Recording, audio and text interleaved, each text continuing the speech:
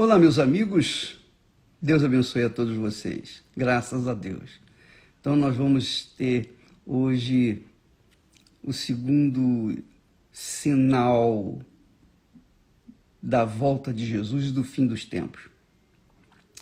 Não se esqueça que ontem nós falamos sobre o versículo 24, capítulo 24, versículo 5 de Mateus, quando Jesus disse: acautelai-vos que ninguém vos engane, porque muitos virão em meu nome, dizendo eu sou o Cristo, e enganarão a muitos.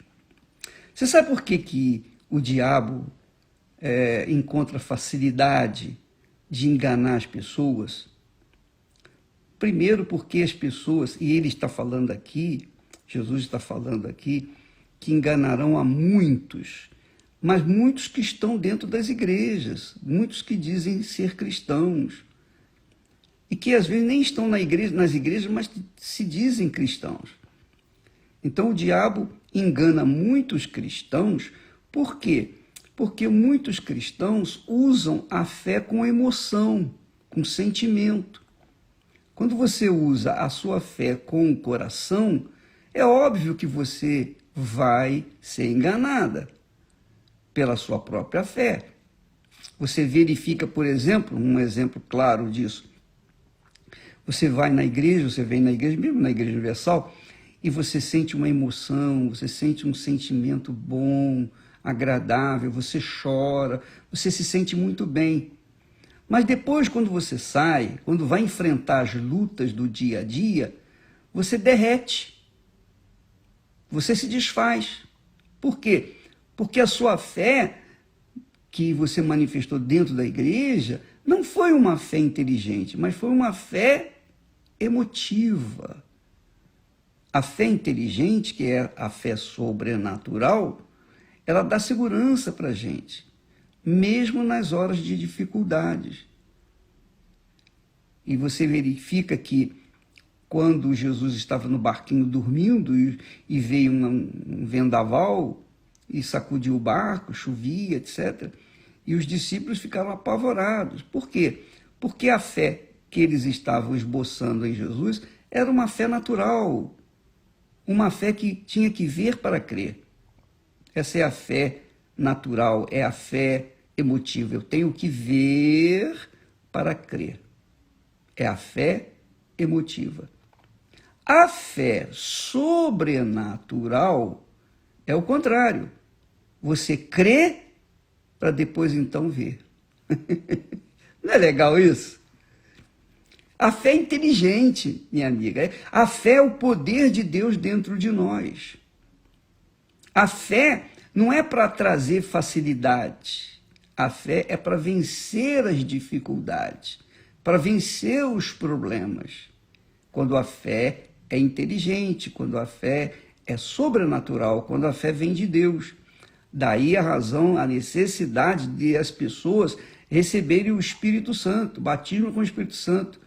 Quando a pessoa é batizada com o Espírito Santo, quando é selada com o Espírito Santo pelo Senhor Jesus, então a fé dela não vai ser mais emotiva, mas vai ser uma fé consolidada, uma fé permanente, uma fé sólida, uma fé que vai enfrentar lutas, mas vai vencer.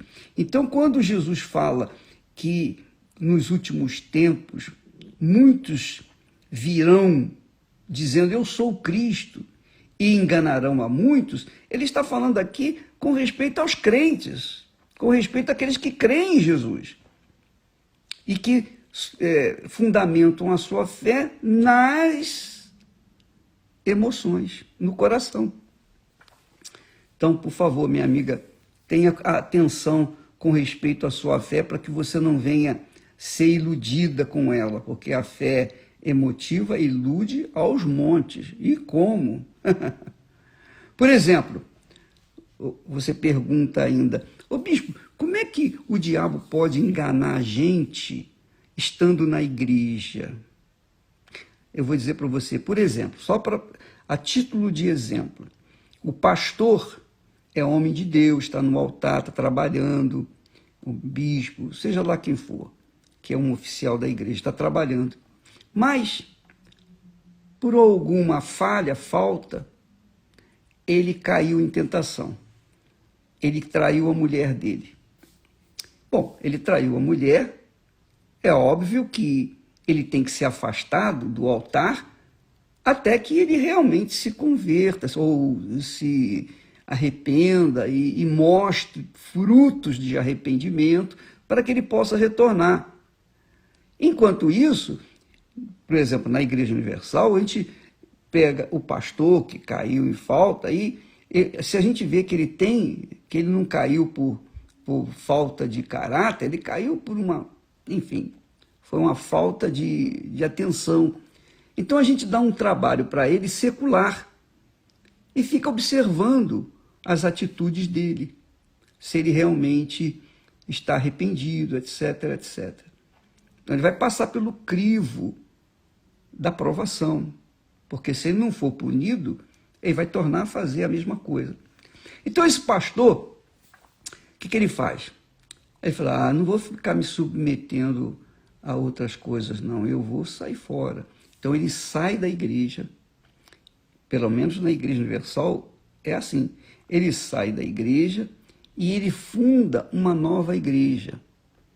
Só que ele funda uma nova igreja cheio de mágoas, de rancores, ressentimentos. E ele vai pregar o evangelho cheio de mágoas, ressentimentos e rancores. Sabe o que vai acontecer? O que ele vai dar para as pessoas? Qual o espírito que ele vai passar para as pessoas? Nenhum. Ele vai passar para as pessoas carne. Ele vai passar para as pessoas letra, conhecimentos. Nada além disso. Então, o diabo ajuda, o diabo manda pessoas para lá, tira da igreja original e manda para lá, e fica o sujeito sendo alimentado, sustentado, e então aqueles membros que acompanharam aquele pastor, antigo pastor, o faltoso, e começam a receber o quê? Mensagens que têm só apenas e exclusivamente letra, não tem espírito. Então elas vão se tornando fracas, debilitadas, dia após dia vão caindo na fé, tal e qual o seu pastor. Então o diabo aí deita e rola. Aí vem com aquela conversa, a minha graça te basta, a minha graça te basta. Se o justo cair, não ficará caído, mas o Senhor levantará. E vem com aqueles versículos para se animar. Só que não é a palavra de Deus por completa, não é inteira a palavra de Deus. A mensagem é muito maior do que essa. Então as pessoas ficam debilitadas, enfraquecidas, enganadas, mesmo dentro das igrejas, que é o que está acontecendo, tem acontecido muito. Inclusive, você que está nos assistindo aí agora, se for uma dessas pessoas, você é aquela criatura que saiu da igreja porque fulano fez cara feia para você, o bispo passou, não te cumprimentou, aquelas bobeiras de crianças, né? Aí, minha amiga, você está perdendo o seu tempo. Você está se deixando levar por uma ideia de alguém que veio e suscitou em você a dúvida, o medo e preocupação, e você então saiu fora. Jesus disse, muitos são chamados, poucos escolhidos. Não se esqueça disso. Então o engano o diabo usa o pastor, aquele suposto pastor, para levar uma mensagem que não venha ao encontro da necessidade das pessoas. Vamos seguir em frente. Então esse é um dos enganos. E o pior sinal, o sinal mais evidente, melhor dizendo, é o engano. Jesus começa falando do engano e fala 2 vezes com respeito ao engano. Acautelai-vos dos falsos mestres, dos falsos pastores, dos falsos profetas, porque muitos virão em meu nome e enganarão a muitos. E foi assim que começou lá no Jardim do Éden. Eva foi enganada pela serpente. Adão não, Adão caiu conscientemente, mas Eva foi enganada. Pode verificar lá. Bom, para não ficar só nesse assunto, vamos ao segundo sinal. O segundo sinal da vinda de Jesus e o final dos tempos. Fala assim: e ouvireis de guerras e de rumores de guerras. Olhai, não vos assusteis, porque é mister que isso tudo aconteça. É necessário que tudo isso aconteça. Mas ainda não é o fim. Porquanto se levantará nação contra nação e reino contra reino, e haverá fomes e pestes e terremotos em vários lugares. Mas todas estas coisas são o princípio de dores. São os versículos 6 a 8 de Mateus 24.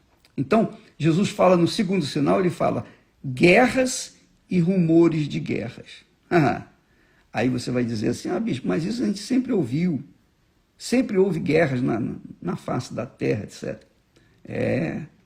Mas agora as guerras não são como antigamente, que vinha com espada, com escudo. Não, agora as guerras são feitas com armas de fogo, as guerras são feitas com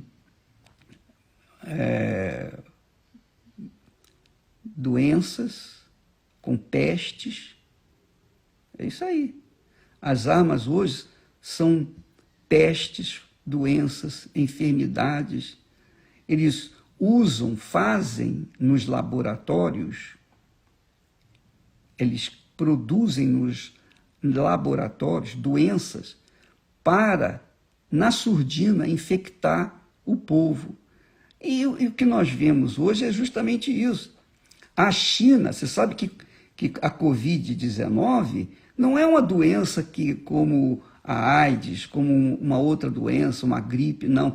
A doença chamada Covid-19 foi fabricada no laboratório, lá na China. Por que eles fabricaram essa doença?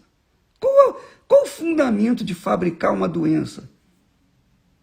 Porque um laboratório se fabrica remédios para combater as doenças que estão aí, as epidemias. Mas esse caso aí, a Covid é uma doença fabricada, forjada, manuseada com a mão humana. E olha só a desgraça que está fazendo no mundo inteiro. As sociedades, os países estão aí em polvorosa. Todo mundo quer vacinar o povo rapidamente, estão fazendo uma vacina contra a Covid. Você sabe que os cientistas estão dizendo aí, os cientistas dizem assim, olha, para se fazer uma vacina para combater a gripe, no mínimo leva 10 anos. As vacinas que eles estão fazendo aí contra a Covid foram feitas há pouco tempo, a toque de caixa, para amenizar o problema, mas a gente não sabe o que vai acontecer com essas vacinas. As pessoas vão tomar essas vacinas, a gente não sabe o que vai acontecer. Ninguém sabe, nem os cientistas sabem. Por quê? Porque essa doença, ela tem uma mutação, ela se transforma, porque ela foi criada, ela foi inventada dentro de um laboratório. Então, eu sei que no final dos tempos haverá uma guerra bacteriológica. Os países desenvolvidos fazem em seus respectivos laboratórios doenças para levar essa maldição para outros países e acabar com a economia daqueles países. Por exemplo, você está vendo que as economias do mundo inteiro, da Europa, nos Estados Unidos, das Américas e da própria China também, do próprio Japão, as economias estão ruindo por causa dessa pandemia de Covid. por causa da fabricação em laboratório. Então Jesus diz guerras e rumores de guerras, porque a guerra já está vendo. Você não está vendo aí a guerra dos políticos? Você não está vendo aí a guerra para obter a vacina a qualquer custo? Qualquer preço? Todo mundo quer sair na frente. Nação contra nação e reino contra reino. Ora, fomes, pestes e terremotos. Você sabe, eu não estou bem inteirado desse projeto que eles chamam Agenda 2030. Eu tenho nojo, só em ler a matéria, assim, as manchetes, já me dá nojo. Eu fico com nojo.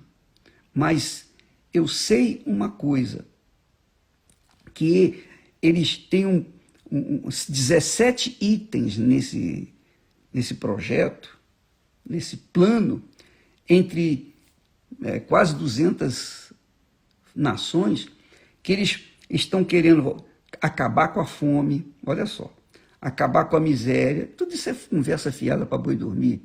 Como é que vai acabar com a fome? Como é que vai acabar com uma comunidade controlada pelas milícias, pelos traficantes? Como é que vai acabar? Como? Como é que eles vão acabar com a miséria? Duvido!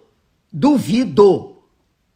Eu desafio qualquer nação a acabar com a miséria. Porque nem nos Estados Unidos, que é um país do primeiro mundo, acabou com a miséria. Lá tem mendigos na rua, e cada vez mais. Então nós temos uma situação, um planejamento, uma agenda das Nações Unidas, essa é a agenda das Nações Unidas, chamada 2030.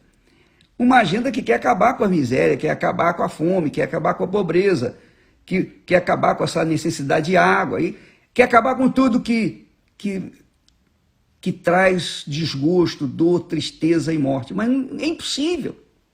Jesus falou aqui, haverá guerras, rumores de guerras, nação contra nação, reino contra reino, fomes. Como é que eles vão querer acabar com a fome se está escrito aqui, profetizado pelo próprio Senhor Jesus? Fomes, pestes e terremotos. Não, minha amiga, meu amigo, você verifica, se você lê o texto original, está aqui na Bíblia, na nossa Bíblia, a Bíblia fiel é uma das mais apuradas que tem. Mas existem outras Bíblias, tem a Bíblia católica, tem a Bíblia espírita, tem a Bíblia evangélica, tem a Bíblia, enfim, muitas Bíblias. Então você tem que tomar cuidado, porque as Bíblias estão sendo corroídas, corrompidas. Eles estão fazendo agora uma Bíblia, a Igreja Católica, lá nos Estados Unidos, eles estão planejando uma Bíblia que não vai ter mais ele ou ela, vai falar apenas referindo-se a uma pessoa, para não distinguir homem de mulher, de homossexual, de lésbica, etc, etc. Então, eles querem criar um Deus que não seja chamado de ele. Ele, porque Deus poderia ser uma mulher, segundo esse pessoal. Então, nós verificamos que eles estão fazendo Bíblias assim. E eu não sei quando é que vão lançar, mas já deve estar lançando por aí. Então, a Bíblia que nós adotamos, nós custamos a achar a Bíblia que mais se adequa à nossa fé, é a Bíblia fiel. É uma linguagem um tanto assim difícil, não é tão fácil, mas é uma linguagem de Deus, é a linguagem mais apurada que tem. Então, às vezes, você encontra palavras, por exemplo, aqui na nossa Bíblia, eu leio essa Bíblia fiel, Jesus diz assim: e ouvireis de guerras e de rumores de guerras. Olhai, não vos assusteis, porque é mistério. É mistério, ou é necessário. Aqui na Bíblia nossa, é mistério. É mistério, é mister. que isso tudo aconteça. Quer dizer, é necessário que isso tudo aconteça. Então, nas Bíblias mais modernas, eles botam é necessário. Quer dizer, pouco a pouco vão mudando as palavras e tirando, às vezes, do contexto. Aqui não é o caso, mas há textos aí, em outras Bíblias, que tiram completamente o contexto daquilo que está escrito, dos originais. Então, você tem que tomar muito cuidado para não se deixar levar por uma palavra que não condiz com a verdade. Então, o segundo sinal, guerras e rumores de guerra. Todo dia você vê isso. Nação contra nação e reino contra reino. A partir do momento que existe o partido político da esquerda, existe o da direita, o do meio, centro, etc. E esses partidos, dentro dos países, eles se mordem, eles se degradeiam, eles se conflitam. Mas não só os partidos dos países, mas nos outros países também acontece assim. Como acontece aqui no Brasil, existem outros países que fazem a mesma coisa. Então, quando um país como o Brasil, que tem uma esquerda dominando, essa esquerda une-se com a esquerda do Peru, de Cuba, de outros países, de Venezuela e tal, e aí eles ficam unidos, as esquerdas se unem, assim como também as direitas se unem.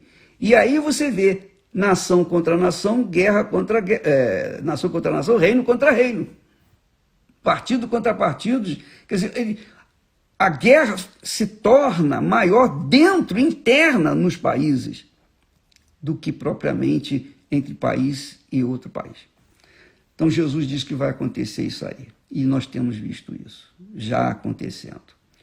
Porquanto se levantará nação contra nação e reino contra reino, e haverá fomes. Você sabia que atualmente no mundo mais de que 10% das pessoas passam fome? Mais de que 10% morrem de fome até. Muitos morrem de fome, mais de que 10%. Fomes, pestes, terremotos em vários lugares. Mas Jesus avisa também, todas estas coisas são o princípio das dores. Apenas isso. Princípio das dores. Segundo sinal. Amanhã nós falaremos sobre o terceiro sinal, tá bom? Deus abençoe e que coloque a sua cabeça para funcionar. Não se esqueça que a fé de Deus, a fé sobrenatural, é inteligente. Ela não trabalha com o coração, ela trabalha com a cabeça, com a razão, com o pensamento. E se você pensa, pesa e avalia, você é uma pessoa inteligente. E você há de pesar as palavras de Deus e então tirar proveito para si, fazendo a melhor escolha para a sua vida. Então, quem vive pela fé na palavra de Deus é inteligente porque não toma atitude de acordo com o coração, mas de acordo com a razão. Deus abençoe em nome do Senhor Jesus. Amém.